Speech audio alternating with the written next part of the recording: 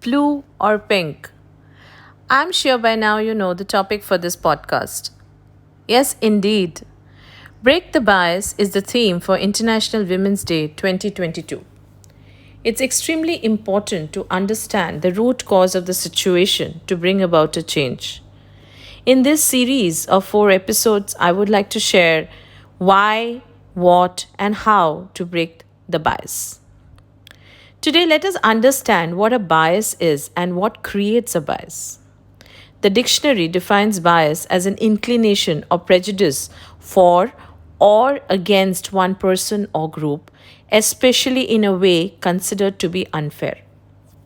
Now, this makes it clear an inclination or prejudice, which itself is a preconceived opinion that is not based on reason or actual experience. In fact, quite interesting, especially gender bias. The best part being we are all victims of this bias. One can trace back to history where occupation was also based on genders. Now that we have defined bias and we are all set to break the bias, let us deep dive to understand what creates this. For instance, even before we are born, the colors for boys and girls are chosen. I did read up to share with you some facts and history of these colors. It all started in the 19th century when pastel colors started becoming popularized for babies. The two colors were first chosen because of how they complemented the hair and eye colors. Blue was meant to go with blue eyes or blonde hair, and pink for brown eyes or brown hair. Then blue was a color that was assigned to girls because it was seen as a dainty color, and pink was seen as a stronger color, so it was assigned to boys. Was this a bias? The history of blue as a color for boys is an even newer notion that primarily arose after the post World War II baby boom. It came about as a marketing scheme as manufacturers could sell more clothes if some were distinctly for boys and others were distinctly for girls. Funny, right? Assigning colors to babies enforces a role that they are supposed to grow up and fit into. There are only two colors, also enforcing that there are only two genders you are allowed to claim. Quite out of fashion these days. Here we see how bias is formed without even questioning the reason for the rules being followed. We can build the same theory to toys being purchased for genders, to jobs, occupations, and even the branch of studies.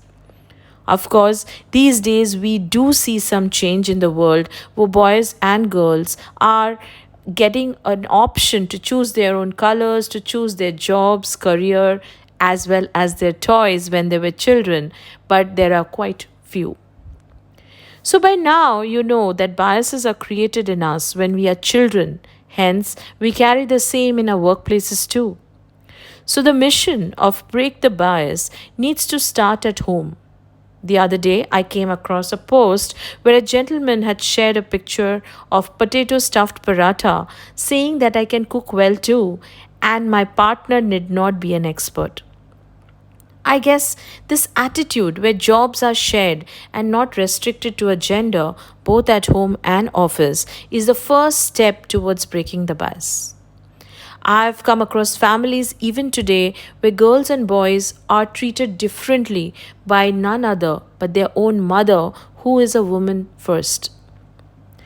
Another bias, changing names and surnames post marriage. Not sure if there's any law to it, but that's something worldwide we get to see. To change all these biases, there's a lot of work that needs to be done at every home.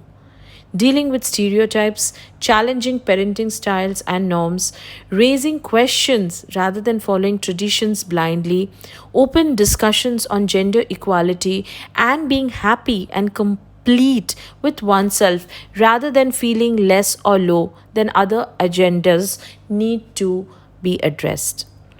Today, when we talk of diversity, we realize that gender bias is also more to do with our mindset. In families, one can see the different roles people take up and how it becomes a tradition that a father needs to do certain things as well as a mother in the house. Now, who created these job descriptions? Similarly, roles are assigned for the son, the daughter, son in law, daughter in law, as well as the grandchildren. This is still relevant in a world where we see women at senior positions in the corporate, men choosing to be at home and pursuing their dreams, LGBT joining the workforce, traditional men jobs and women jobs dying away since anyone and everyone who wants to do the job can pick up and do the same. My request and belief in this are to understand the causes that create such biased mindsets and to nip it at the bud rather than allowing it to grow and become rigid by the time one becomes an adult. Let's question and challenge anyone and everyone who demonstrates bias or promotes bias in any form, be it at home or office, school, or even in public places. The intention is not to fight, but to question and challenge to bring about an equal opportunity for all, irrespective of the genders. Let's break the bias today. Wishing each one of you a very, very happy International Women's Day